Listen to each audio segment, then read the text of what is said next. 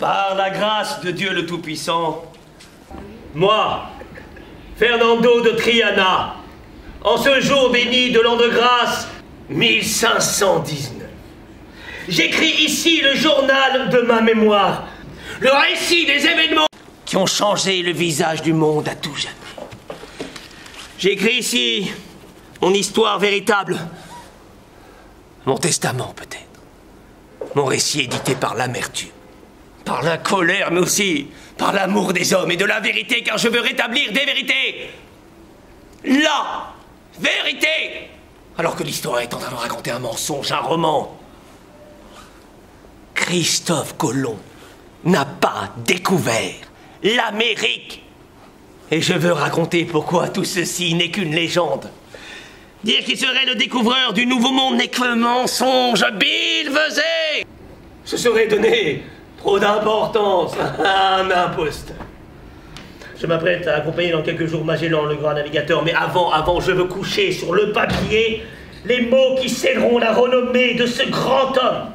Christophe Colomb, ce marchand italien qui a permis le massacre de tant d'innocents. Beaucoup croient connaître l'histoire de l'homme, mais moi, j'ai vécu. J'ai grandi à ses côtés. Je veux témoigner ici de ses merveilles,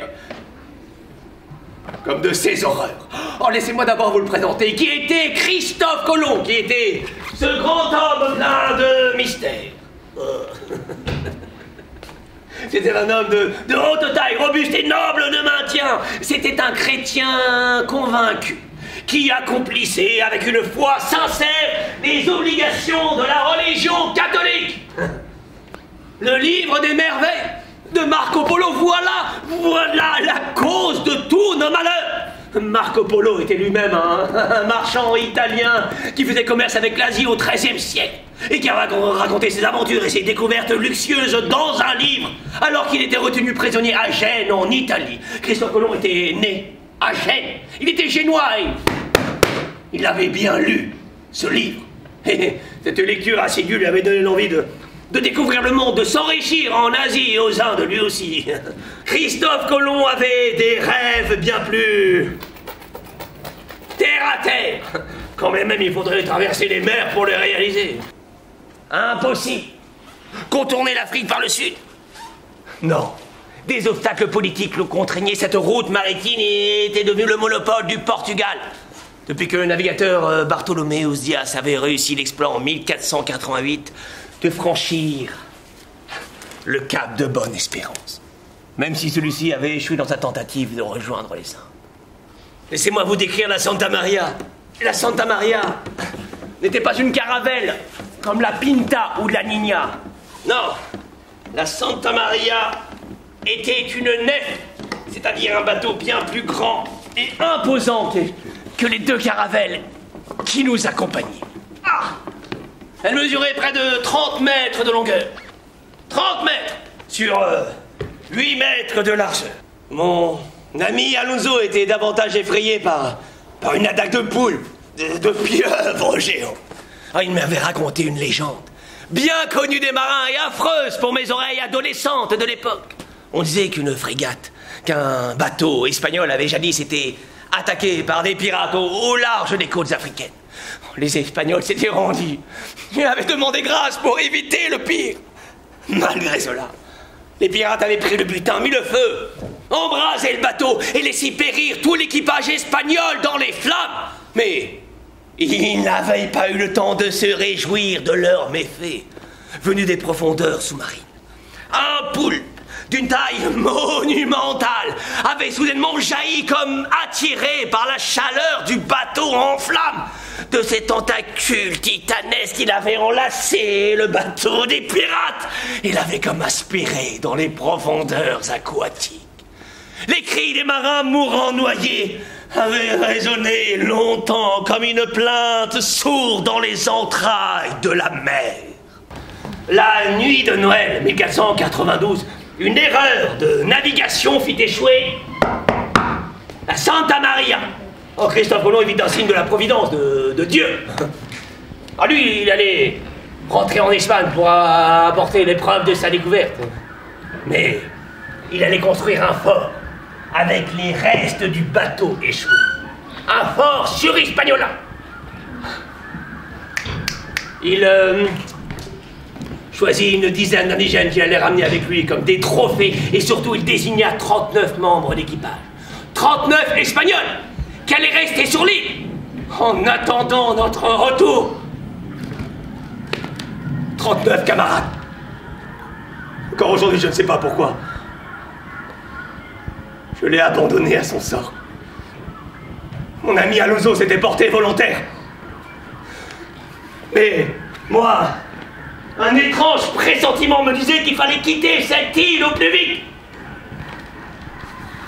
Mon pauvre Alonso, mon ami. Jamais plus, je ne te reverrai sourire. Le voyage du retour fut bien plus agréable, hormis une forte tempête. Je n'assista pas moi-même au triomphe de Christophe Colomb. Une fois revenu en Espagne, j'ai pris ce qui me semblait bien mérité. Des vacances. Oh, j'en profitais pour retrouver mes amis. Oh, j'avais du mal à leur expliquer les indigènes que j'avais découverts, les paysages. C'est ainsi que je me suis mis à dessiner. Oui. Je voulais graver mes souvenirs pour ne pas les oublier. Cette passion pour le dessin et le croquis ne me quitta plus.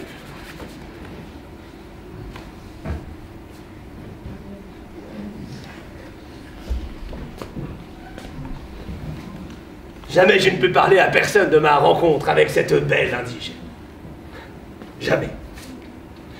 Après quelques semaines à flâner en Castille, j'avais appris que l'amiral s'apprêtait à repartir pour l'île espagnole des Indes orientales, pour Hispaniola. Je ne pus résister à l'appel du large. J'étais impatient de retrouver mon ami Alonso qui était resté au fort d'Hispaniola et il aurait tant à me raconter. J'avais hâte aussi de lui dire mes doutes quant à la découverte de Christophe Colomb. En effet, j'avais mis à profit ces quelques mois en Espagne pour lire le livre des merveilles de Christophe Colomb. Vous vous souvenez que ce livre est à l'origine de l'envie de Christophe Colomb de découvrir le monde, de s'enrichir en Asie et aux Indes, lui aussi, mais de toute évidence, à la lecture de cet ouvrage, les terres que nous avions découvertes ne correspondaient en rien. Elles ne correspondaient en rien à l'Asie et aux Indes décrites dans ce livre par Christophe Colomb. Christophe Colomb se trompait, lui. Il me fallait en avoir le cœur net. C'est pourquoi j'ai décidé de repartir pour le grand large. Cette fois-ci, l'émerveillement allait laisser place à l'horreur.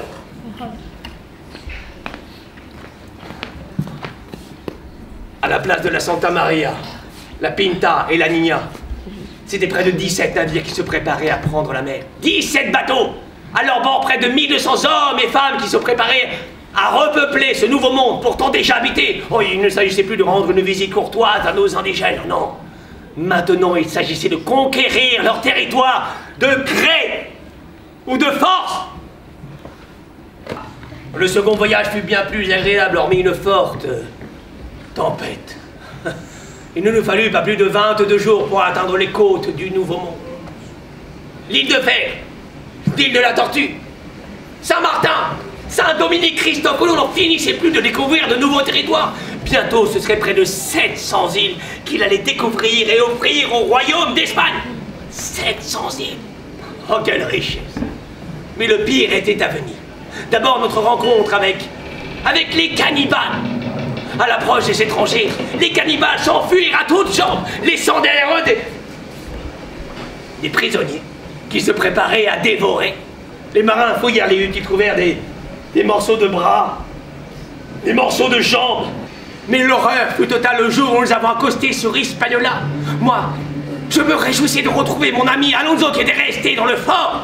Mais à la place de cela, nous n'avons retrouvé que des cendres. Des cendres. Les 39 marins qui étaient restés sur l'île avaient tous disparu. Longtemps j'ai espéré retrouver mon ami Alonso, mais il fallait se rendre à l'évidence. Ces Indiens, ces sauvages, Ils n'allaient pas nous laisser prendre leurs terres si facilement. Puis comme toujours, le calme succède à la tempête.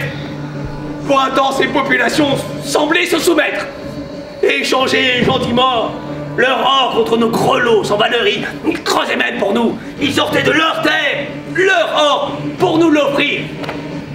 Christophe Colomb montrait des signes de fatigue, la maladie l'affaiblissait. Il était dans l'incapacité réelle de gouverner. Et une seule chose l'intéressait, découvrir toujours plus de territoire, toujours plus d'or. Pour montrer sa puissance, il fit arrêter et déporter injustement un des chefs indigènes. Cette arrestation mit le feu aux poudres. Ce fut le début des révoltes indiennes. Nous, les Espagnols, pour réprimer ces révoltes, on fit couler le sang. Beaucoup de sang.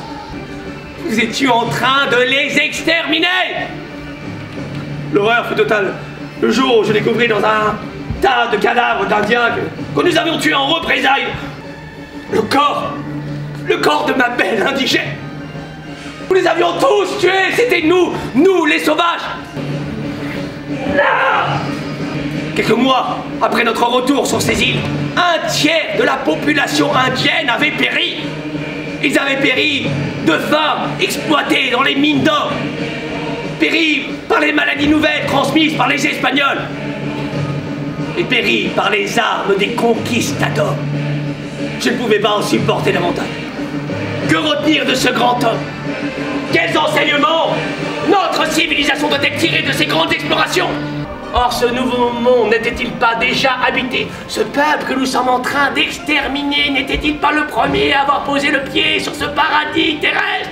Le secret de Christophe Colomb. Je vous le livre. Il savait en quittant Palos qu'il y avait des terres de l'autre côté de la mer. Il le savait. Son second fils, Diego, a retrouvé dans un coffre, dans un grenier à Lisbonne, une coiffe de plumes. Une coiffe de plumes indienne, exactement semblable à celle que nous allions découvrir par la suite, qu'un navigateur inconnu aurait confié à Christophe Colomb bien avant que celui-ci n'embarque pour la première fois sur la Santa Maria, avec le secret qu'il y avait des terres de l'autre côté de la mer.